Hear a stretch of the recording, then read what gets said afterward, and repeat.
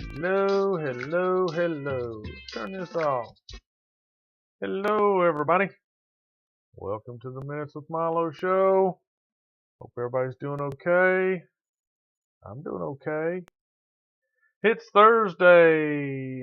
Yay, it's Thursday. And I've got some glare. Welcome, welcome, welcome. I don't know. Why do I have glare on my screen?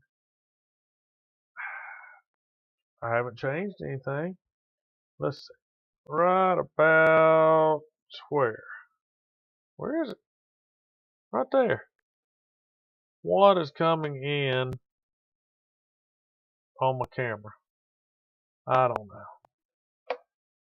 know.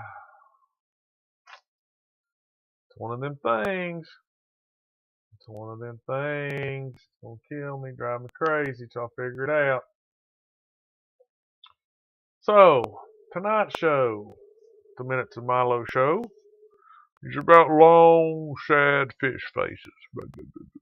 No, it's not. No, it's not. It's kind of a follow-up on one of my other episodes about invasive species. And tonight we're going to be talking about not plants. There's a lot of plants, invasive species plants, but animals. Now, maybe maybe I'll offend people. I don't remember. Are fish animals? Or fish just fish? We're going to call fish animals tonight, so that they'll fit into the show. Oh my gosh. Why is it doing that all of a sudden? Did my backdrop get moved? Now watch this thing. If this thing beats me on the head, y'all are allowed to laugh. I can't figure out. I know what it is. I know it's the overhead lights in the room. But why not? Why? Let me go turn those off. Hold on a minute.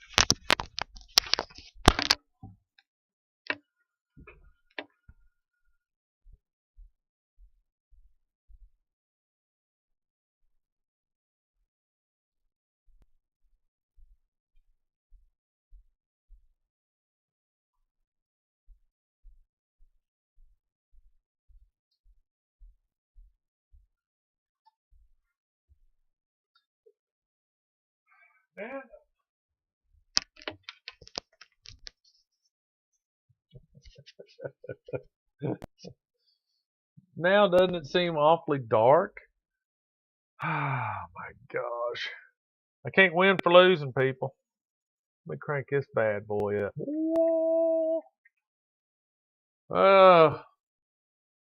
Where I go, here I go.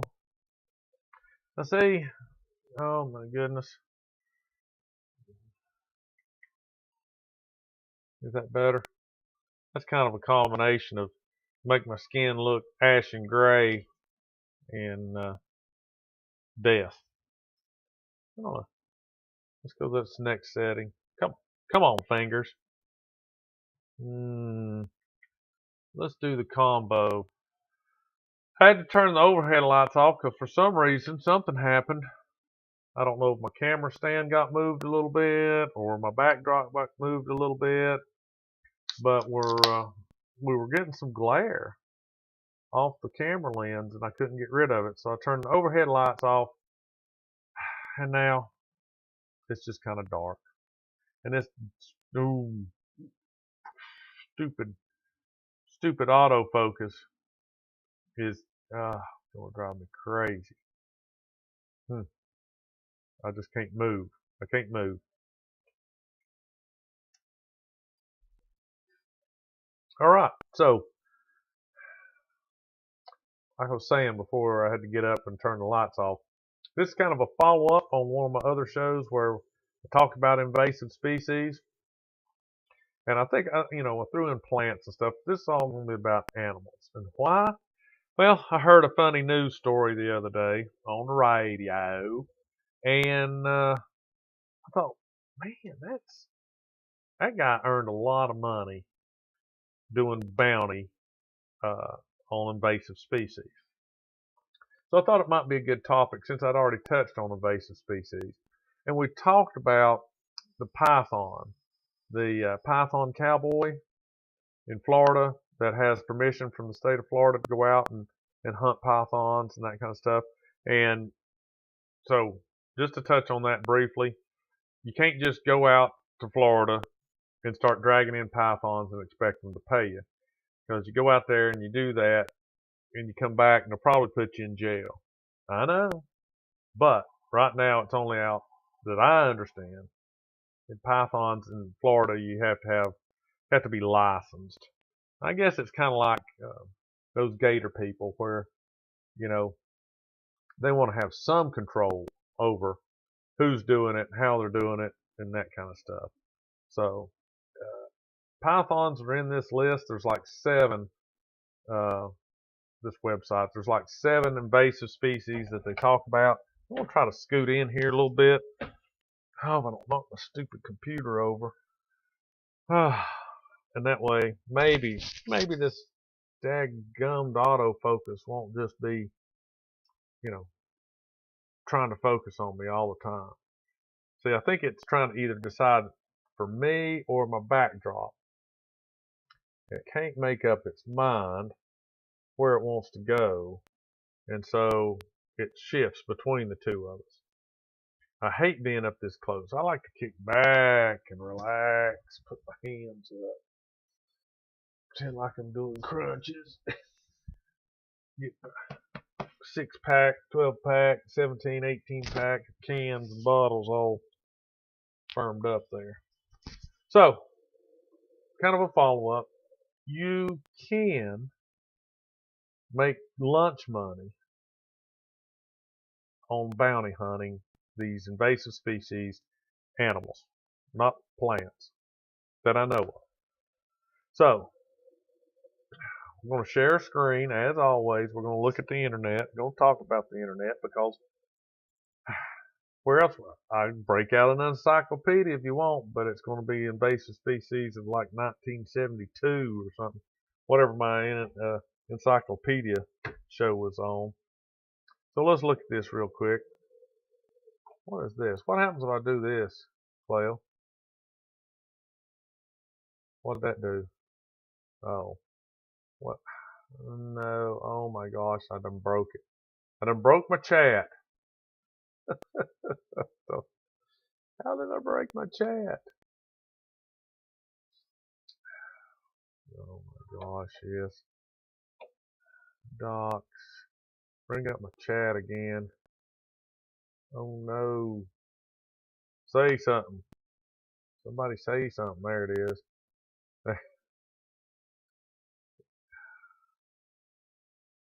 Didn't help my looks any.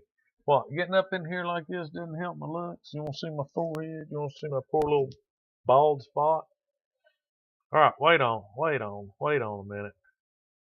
So, let me do this. Highlight me here. And shrink me up. Hey, shrink me up a little bit. Then we're going to go window capture. We're going to pick out the window we want to capture. Invasive species. Them some ugly brutes right there. Alright, so here we go. 7 invasive animals governments will literally pay you to what? To what? To what? Hunt. Oh, pay you to hunt. Don't mind this junk over here on the side. This is one of those websites. A to Z animals.com. It's a blog. Let's see who wrote this thing. This is updated. It's Angie Maginavar. Hello, Maginavar. So, 7 invasive species. All right, so they list them right up front here. Now, this is the one, the northern pike minnow, is what intrigued me to do the show on bounty hunting invasive species. All right, so these are, as far as I know, in no particular order. The 7 invasive species. Northern pike minnows. We'll look at that. Of course, coyotes and wolves. Believe it or not, a lot of places are trying to get wolves back into wildlife, and in other places they've got too many. Uh, nutras, pythons. That's the one. We talked about that just a second ago. Feral hogs, and I found an interesting thing, and I can't prove it, but we'll talk about it because I'm all about unproven subjects. And the ever-present chicken killing raccoon. So we'll go down through here, and they got it listed pretty decent. And I guess I'm going to say it because it looks like a her, but Angie. Let's see what Angie. Open a new tab. Okay, so Angie is a girl apparently. Quirky cat mom, the love of books, thunderstorms, and comfy couches, where she cozies up with her laptop to ride her heart out. So anyway, that's her. So we're going to say she.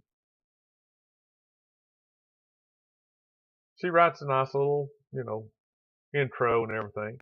It says bounty programs still exist, not at a large scale like early 20th century. There are some invasive animals governments pay to hunt. How effective these practices are, even at a small scale, are still uncertain. Eventually, wildlife managers may see some improvements or move forward with ending these bounties that don't produce fruitful results. Like the coyote bounty in North Dakota, it ended in 1961.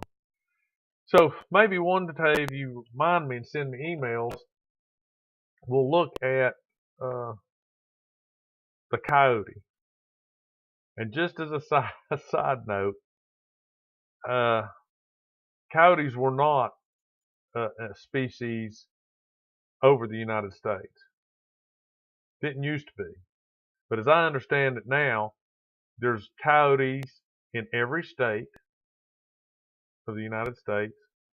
I don't know about Hawaii, and I'm pretty sure there's some in Alaska. But sticking with continental United States, let's do that. Continental United States, and they're even in cities.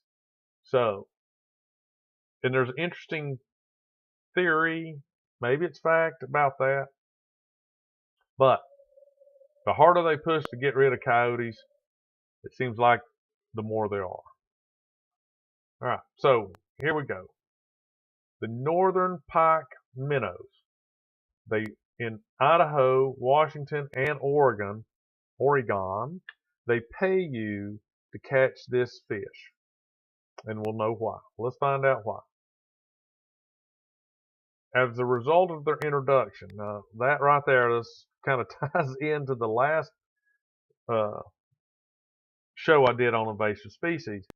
Why on God's green earth do these government entities, these biologists, these wildlife management yahoos think it's a good idea to introduce one species to try to get rid of another species? It sounds good in practice. Okay? So we're talking here about the United States. What state governments might pay you to hunt invasive species in the United States. In Australia, they have bounties on feral house cats. So they introduced the house cat over there or something to get rid of a mouse problem. And now those things have overpopulated areas of Australia, and they're killing not only the mice, ground mammals, ground birds, birds that nest on the ground, close to the ground. They're just devastating everything that's within jumping distance of the ground in Australia. So they have a bounty on wild house cats. Now,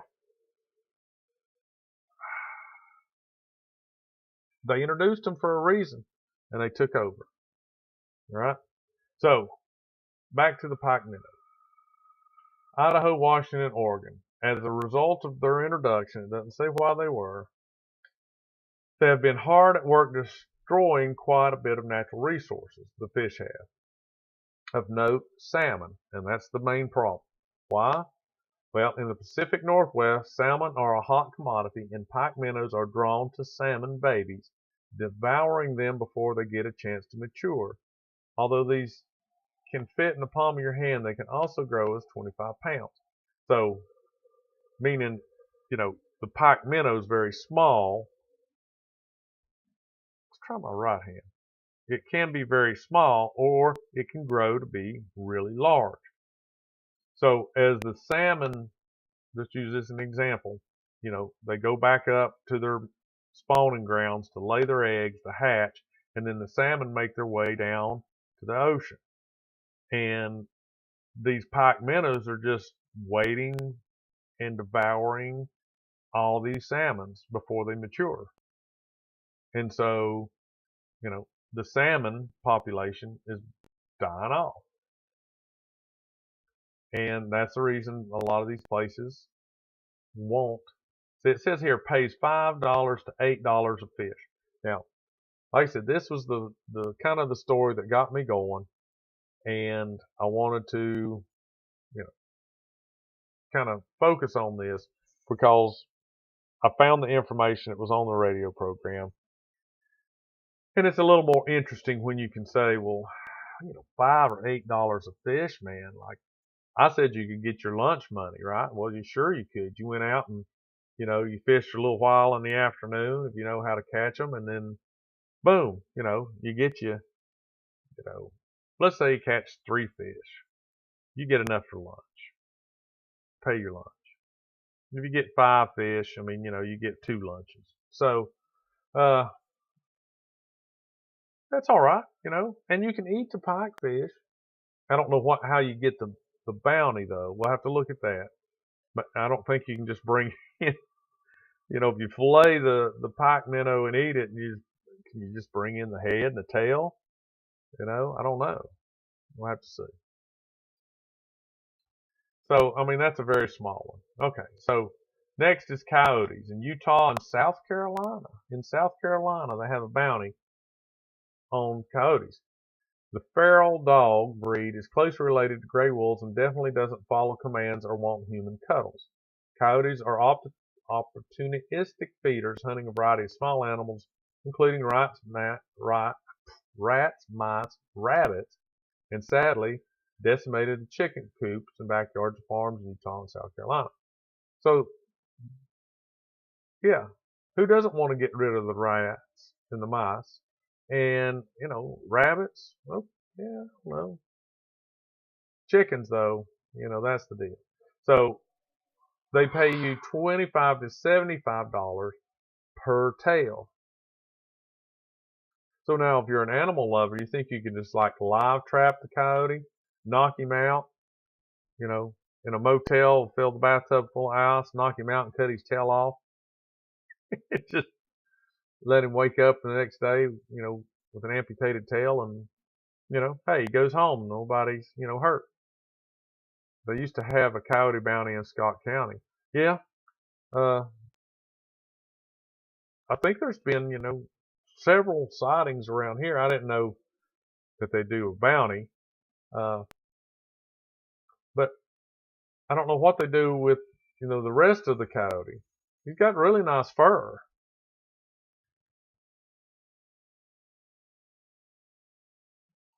You think you could make like a coyote slippers? Could you do that? $100 each. Holy cow, really? In Scott County. I bet that ain't going on anymore, is it? So see, here is like $25 to $70 per tail. $100. Wow. So that's the coyote, and now the gray wolves. Now this is just in Idaho. So apparently they have quite an overpopulation of them in Idaho. So the wolf population has skyrocketed after a period when they were endangered, which has inspired wildlife management to try and restore some balance via bounties. Hundreds of thousands of dollars have been paid out to hunters over the years. So they're paying them $25 a tail. So,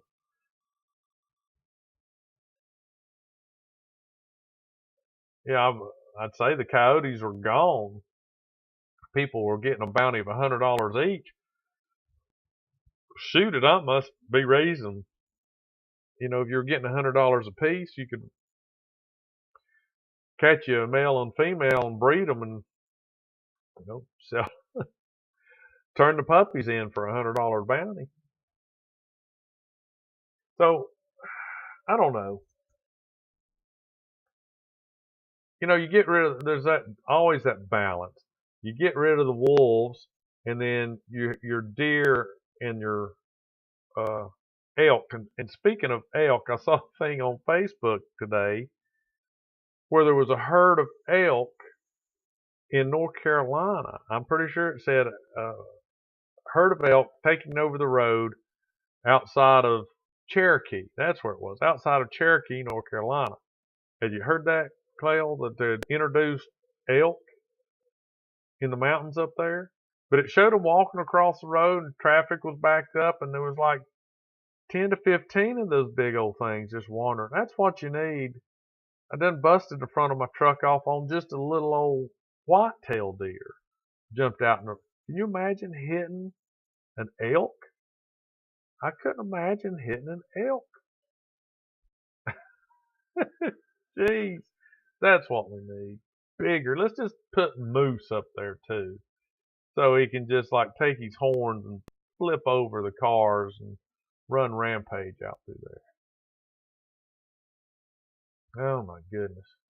So, but you know, there's a delicate balance. So you get rid of the wolves, and then your prey population just boom explodes, and then we got to put more wolves in there.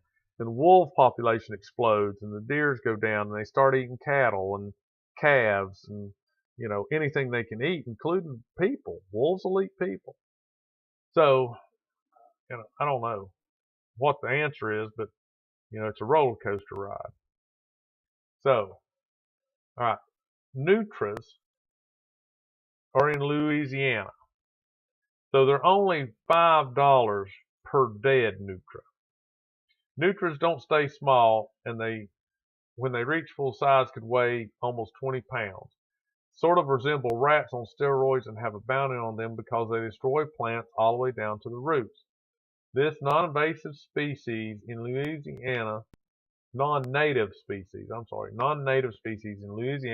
has had a detrimental impact on the coastline's ecosystem since 2014. The state has paid out almost $2 million in bounties. So I don't know where this critter comes from, but he's kind of cute. Kind of groundhog, beaver looking, rat tailed, dude. So, if you're ever in Louisiana and you see one of these alongside the road, stop it. Might get you a corn dog. It might give you enough money for a corn dog. It's $5.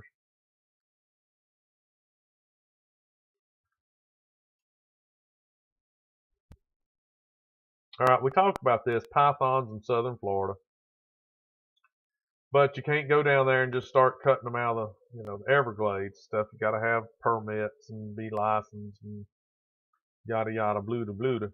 It says $50 or more per snake plus minimum wage. That's crazy. Let's get on feral hogs in Texas. Okay, so here's something that I'm thinking about for another show. And I looked this up, and I'd heard it on Joe Rogan. I know I've talked about that a lot, but I listened to his show. On the Joe Rogan show. That if you take like a regular hog and you just kick him out of the pen, throw him out of the car, gets out of the truck, whatever it is, and he starts going out to the woods, within like 6 months, he would be a wild boar, wild feral hog like this. 12, have you ever heard that? I don't know. I'd never heard that. And I kind of looked at it, but I couldn't find a good reputable site that would say and lay it out for me. Uh, Believe it or not, there was an article online from Popular Mechanics, excuse me, that talked about it. And I clicked on it. And within 3 seconds of clicking on it and bringing up the article, the big banner come across the screen. It said, "Whoa, whoa, whoa, you must be a member of the Popular Mechanics website, whatever, to read this article. Do you want to join?" Well, I thought, well, no, I don't. Feral hogs that I've seen are not as big as domesticated hogs. Well, and that's because nobody's out there slopping the hogs. That's my take on it. But they said that, and this is, I did a little research, and we'll look at, I've got the Wikipedia. I know, nobody likes the Wikipedia. But they'll say that the DNA of the boar, because really a domesticated hog is just that. Supposedly it is a wild hog, like a dog that has been, domesticated over years and bred for certain traits. But if they have to go out and they have to start rooting and fending for themselves, and you know what I mean, being, worried about predators and where their next meal's coming from, then within 6 months, this wild boar DNA that still lingers in there comes out, and they start reverting back to their wild nature. And do they get hairy? I couldn't find some of the ones I didn't want to click on to find one that actually said, well, here's what happens and this is why it happens. So I don't know. But in Texas, they hunt these, and they're so, such a problem out there that they will allow you. We'll look at this here in a minute. They allow you to hunt them from helicopters. Just, use the helicopters as like kind of to herd them, and then, bring the helicopter up in a place where now it's the platform to shoot them from. So it's crazy. But they're just terrible. They're devastating to the ground, agriculture and stuff, and ground birds and those kind of things.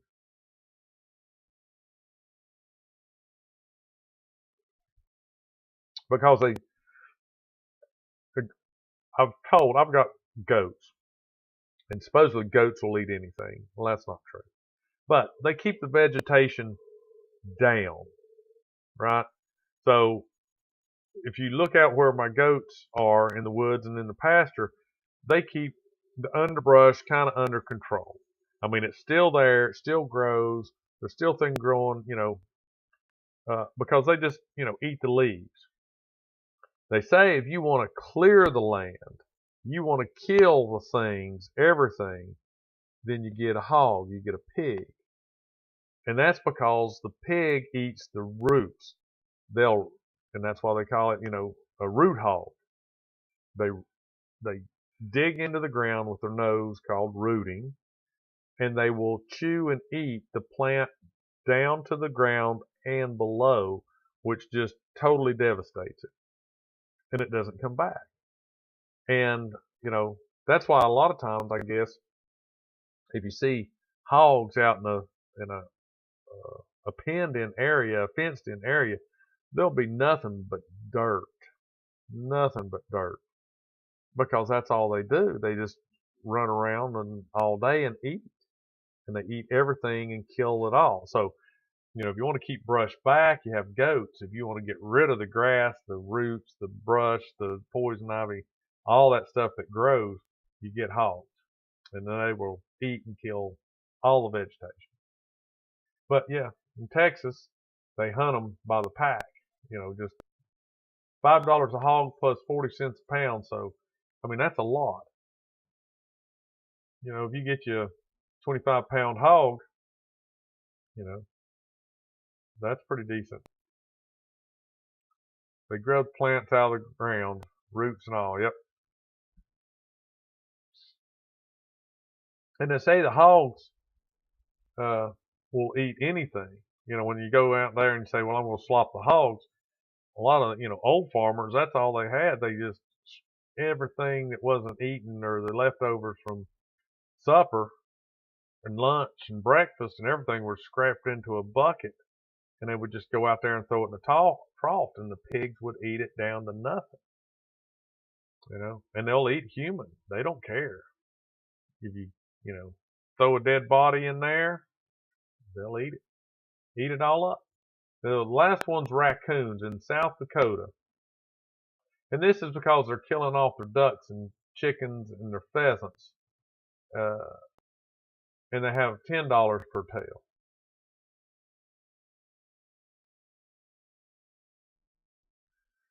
See, raccoons have developed a reputation as thieves, but in South Dakota they've become a severe problem with populations of ducks and pheasants. They steal their eggs to such an extent that it's impacted the regions where these birds breed. Their bounties are set to ensure duck and pheasant populations and nests have a good chance of success. Yeah. They're cute and mean little old critters. So there are 7. So the ones that are most widespread is probably the pike minnow. 3 states, Idaho, Washington, and Oregon. Of course, you got to go, northwest United States to get it, which is just a devastating blow already. But see, coyotes, I don't know. You go to South Carolina locally. All right, so you know those. Let's find out why the northern pike is such a problem. All right, so this one looks bigger right here.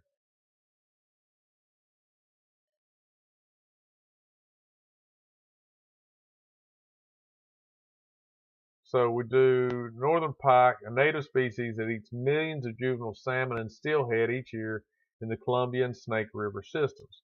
Northern pike minnows are managed in part through the Northern Pike Minnow Sport Reward Fishery Program, which aims not to eradicate northern pike minnow, but rather to reduce their average size by removing 10 to 20% of the larger fish from their population. Reducing the number of larger northern pike minnow and thus shrinking the average size fish in the population can greatly help juvenile salmon and steelheads make it to the sea. Since smaller northern pikes eat fewer smolts than larger fish. So, I don't know. Let's look and see. I've got it up here. The Northern Pike Sport Reward Fishery Program. So here you go. The Northern Pike Minnow Sport Reward Program. Catch cash, save salmon. Free $10 coupon. I don't know why. So this is the way that it works. There's a scale on these. So the season for fishing is now closed. It closed September the 30th. So it's only May through September the 30th. So if you catch 1 to 25 fish, it pays $6 per fish. From 26 fish to 200 fish, they pay $8 a fish. Now that's a jump. 1 to 25 is $6. Why don't they go from 26 to 75 fish and they'll pay $7? And then from 75 fish up to 100 or up to 200 fish, then they pay the $8.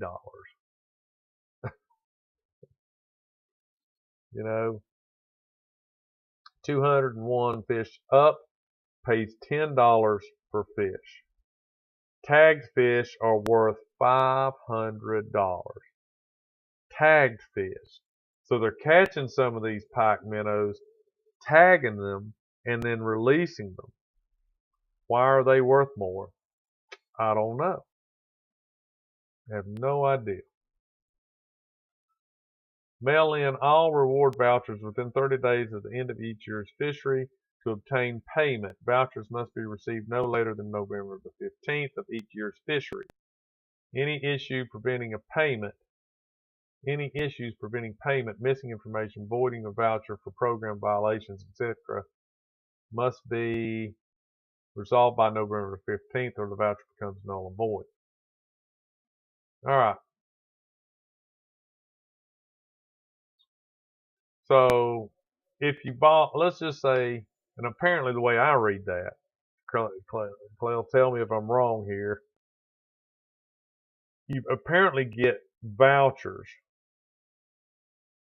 as you turn these fish in, as you put them in for the bounty. And then at the end of the year, they total up all your fish. So if you start fishing May 1 through September 30th, and you catch, 201 of these pike salmon or pike minnows, what is it? Northern pike minnow, then they'll pay you $10 per fish, which would be what, $2,010, something like that, for a year's worth of fishing, or not a year's, but a season's worth of fishing for these things. So that makes it a little better, because if you're out there and you're just a sport fisherman,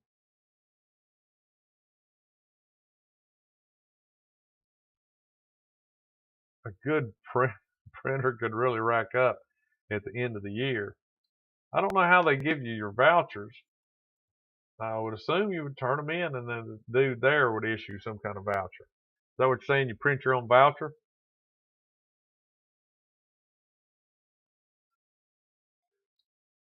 Sprinkle a little fish juice on them, a little salmon juice on them there, or something to make them smell fishy, so they think they were legit. So it really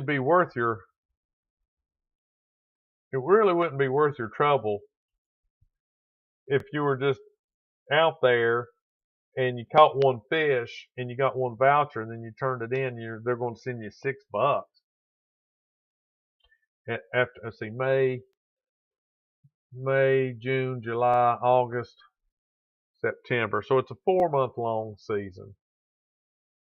Okay, so it just doesn't seem like it would be worthwhile, does it? Doesn't it? Well, let's look right here. It says top 20 anglers of 2023. Clell, how much do you think an average top angler would make in 4 months of fishing for the Pike Minnow Sport Reward Program? How much money do you think, a decent fisherman could get in 4 months doing this program? Now remember, think about it. It's on a scale. So for the first 25 fish, or the first 25 vouchers, I guess, they only give you $6 per fish. Then they bump you up from 26 to 200, they pay you $8. And from 201 up to 10, up from there, everything after 201, you get $10 a fish. So it's not like I calculated it wrong. When I said you caught 201 fish, did you get $2,010? That's not right. Because the first 25, you only get $6. So this is like one of them problems. Little Johnny goes to the store. He has 48.5 cents, and he buys 2 nickel pieces of candy, and then he gives Susie another dime just because she's pretty, and holds his hand on the way home. How much money does he have left? I don't know. But you say, okay, $3,000. So in 4 months, you think you could earn $3,000 fishing this whatever. So let's see what the top 20 anglers. Okay, you was optimistic. All right, let's look. I laugh because I looked at this before. All right. So number one made $107,000. The number one rake dude in 2023 made $107,000 fishing. They must be catching those sun biscuits in. They must be catching them by the freaking net loads. I mean, I can't imagine. He caught 10,755 fish in a 4-month period. The number 20 guy earned 17,000. That just blows my mind. That just blows my mind. Now I can do this. I can rough guesstimate things with a calculator. So I mean that 107. Let's just say $107,000. All right, forget about the 800. He made $26,750 a month fishing. But, we sit here and we armchair this and think, man, that guy's raking it in. But what did he have to do? Are they fishing from boats? Are they fishing? They can't just be, I'm sitting on the bank casting a worm into the water. They have got to be catching these things by the net full. The net. It's just got to be. And if this makes you a commercial fisherman. You would have to have the overhead. You'd have to have the crew. But I mean, it's like it says the number one ranked fisherman. I don't know. I wish there was a regulations background. Let's see what the background is for the 2023 season. Well, see, that ain't no way this guy was catching that many fish. Hey, there's Craig. Oh, so 5 months. May, June. Okay, so May, June, July, August, September. Yeah, okay. I went June, May to June didn't count that one. So maybe he caught like a really bunch of these special tagged northern pike that were worth $200 to $500.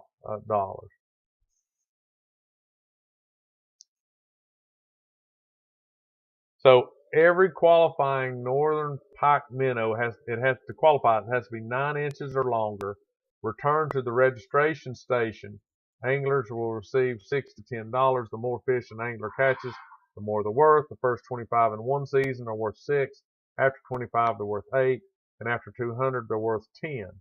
Special tag northern pike will be 200 to 500.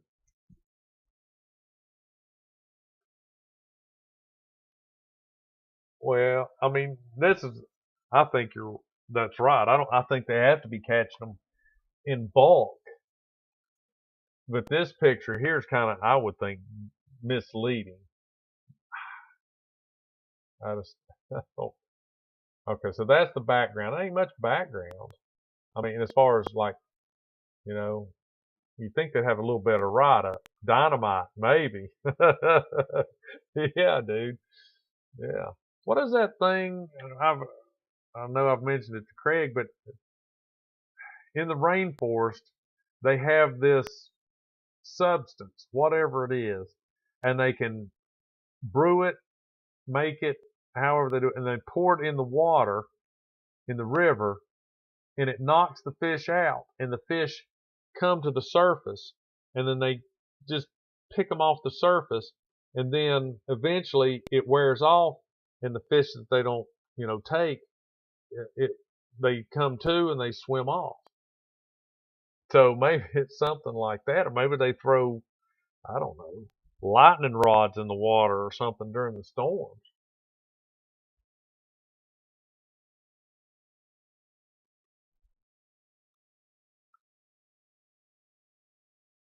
Anglers participating in the rewards program must adhere to each of the following rules.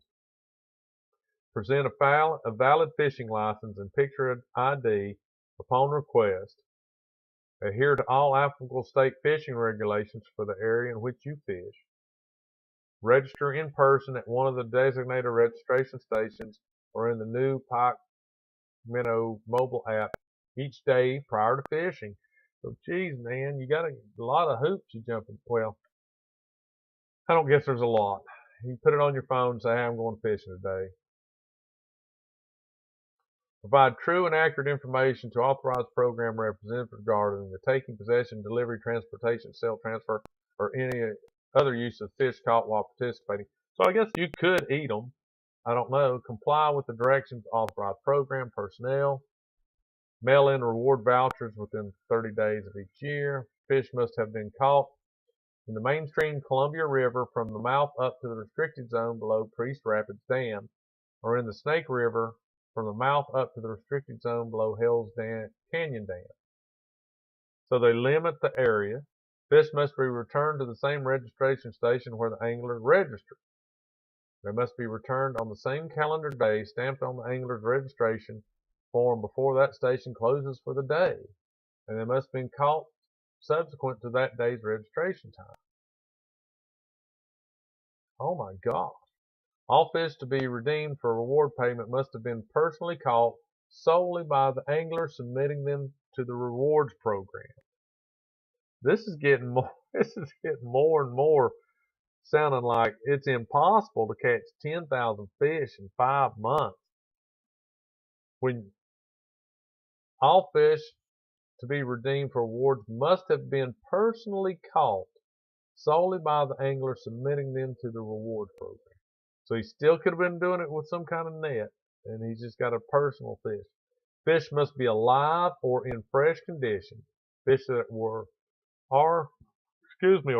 frozen or that are in otherwise poor condition will not be accepted for payment. Violation of any of the above rules may result in disqualification from Northern Pike Minnow. Wow. Wow.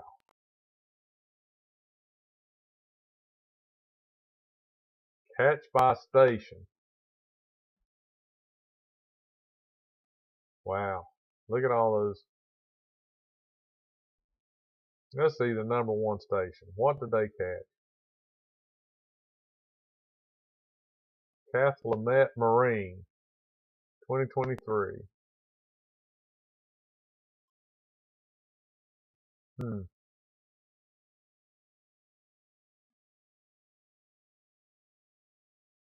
Okay, so they got a run in total. What is effort? I wonder what effort is. Average number of fish caught per angler. A half a fish caught per angler. Almost a 2.5. Catch 20, 29 effort tags.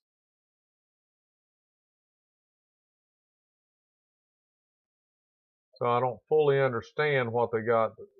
Week ending 5/7 there was 20. Week ending 5/14, 29. So did they only catch 9 fish?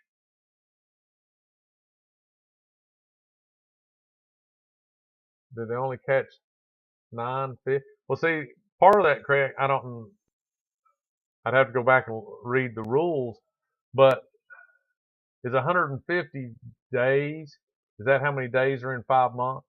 Is that how you come up to 150? So you're saying So $107,000 divided by 150. Is that a day? 150. What's the 150? Is that how many days there are in the 5 months?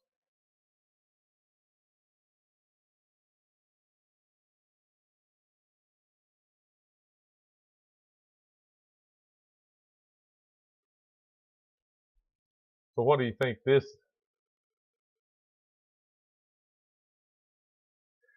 Well, if you're calculating 150, like I said, if that's how many days are in 5 months, then I thought part of the rules were something about when the registrations were open. So maybe they can only do it during business hours. I don't know. Which would then make it, I just don't see how anybody could even catch.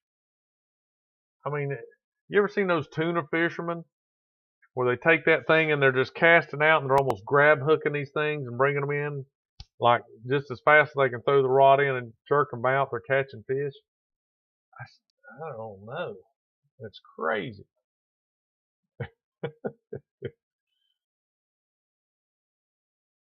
We need to get off this. It's been 50 minutes. But that was what I know. I don't know if Craig remembers, but we're listening to the radio and they talked about this dude that made all this money catching these fish. And it just sounds impossible. And you know what's even more mind blowing is there was a top 20 anglers that participated in this program. Top 20 anglers. That blows my mind. How many of these fish are in there? That's just stupid crazy. Catch, top 20. Let's go back. Catch by station, top 20 anglers. Let's just look at that again.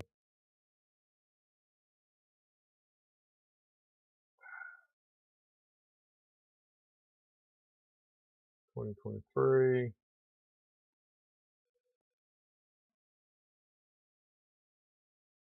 All right.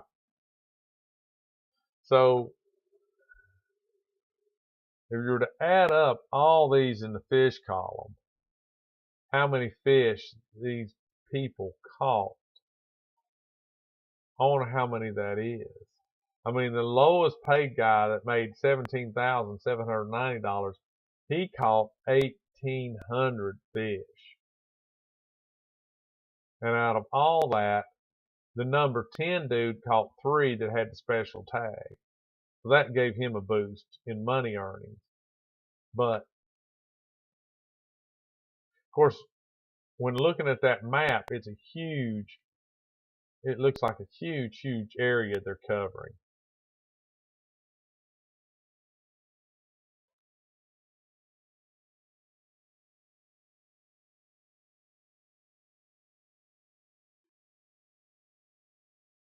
So maybe it's possible. 10,534 divided by 150 equals 70. 70 fish a day. I mean, if you fished 7 hours, that's 10 an hour. That's still just is incredible. Oh my goodness. All right, so back off the fish to the pigs. All right. So if you turned a domesticated pig loose, did it turn into a feral hog? And a feral pig. Now, is a feral pig the same as a boar? It's probably not the same as what you'd consider a razorback or these big tusked pigs that you see, running around the forest. But still yet, I mean, look at these dudes. Wild pig. Stopped near the Kennedy Space Center and Launch Complex area on the daily foraging rounds. Not a native in the environment, the pigs are believed to be descendants from those brought to Florida by early Spanish explorers. Without many predators other than human, the pigs have flourished in the surrounding environment.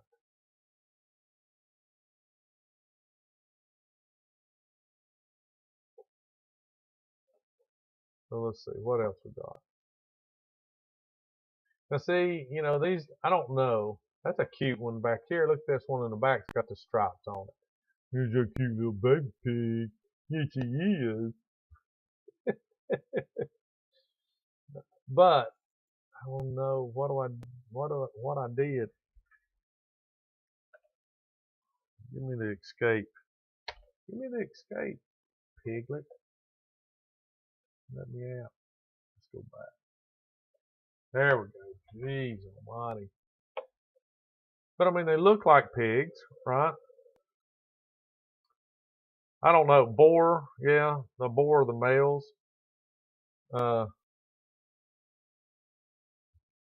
There's one napping on that table. Looks like he's a heavy night of drinking, partying out in the pond. Okay, so here's the helicopter that they let them hunt from a helicopter. And here they're baiting them, and they just corral them in a damn thing and then shoot them. I mean, that's kind of, seems kind of cruel to me. That's not much of hunting. A feral pig is a domestic pig that has escaped or been released into the wild and is living more or less as a wild animal. One that is descended from such animals. Zoologists generally exclude from the feral category animals that, although captive, have been genuinely wild before they were escaped. Domestic pigs were first introduced in the Americas in the 16th century through Christopher Columbus. Blah, blah, blah. Feral pigs are a growing problem in the United States, also in southern prairies in Canada. As of 2013, the estimated population of 6 million feral pigs cause billions of dollars in property and agricultural damage each year.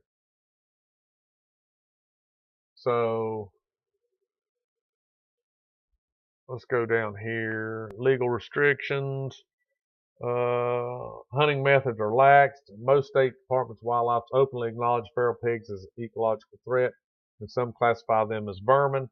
Wisconsin Department of Natural Resources consider them unprotected wild animals with no closed season or harvest limit and promotes their aggressive removal. Shooting pigs from a helicopter is legal in Texas and can be an effective method, killing as many as 9 to 27 animals per hour. Helicopters can cost from $400 to $1,000 per hour to operate.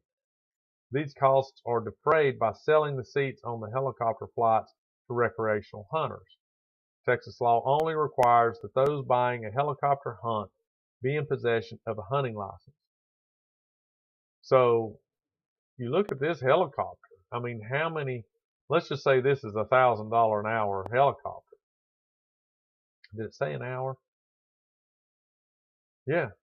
$400 to $1,000 per hour to operate. That's not what they're charging these dudes to hunt. I mean, but there's not enough room in there. Maybe 2 or 3 people.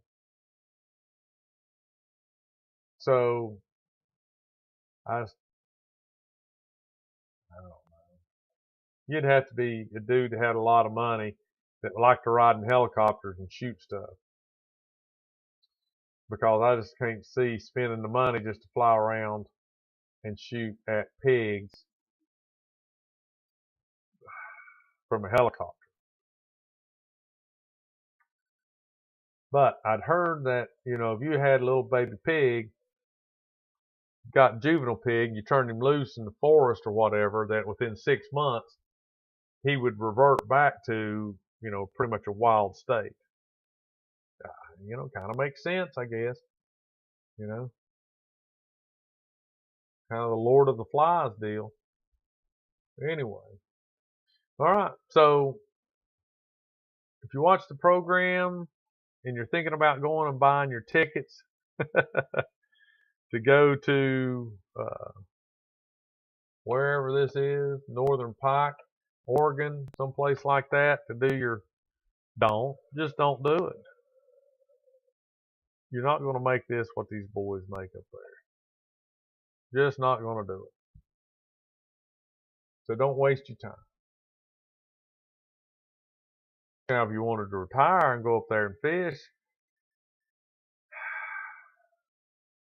you might make some money. Who knows? Apparently, they are not hard to catch like bass or really trout for that matter. I mean, there must be millions of those things swimming in the water up there to be able to catch that many in a 5-month period by so many different people. And those are just the top 20. I mean, you know, crazy. Anyway, so appreciate you watching. Craig, Clell, thanks for stopping by. If you're, you know, watching this far, I hope you're subscribed to the channel. Send me a comment. Let me know if you've ever been on a hog hunt or a boar hunt, or if you've ever been bored hunting. I got bored hunting. Went home. Said, I'm going to the house. It's cold. I don't want to be out here before dawn. I'm go eat breakfast. So, but anyway, I appreciate it. And like, subscribe, share it out, tell everybody that you know, tell strangers that you don't know, make enemies. I don't care. Tell them about it. Rub it in their faces. No, don't do anything like that. Be nice. Beg them. That's it. Pay them. Pay them.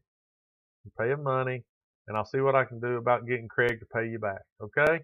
That's a promise. I'll talk to him. All right, everybody. Thank you. Nighty night.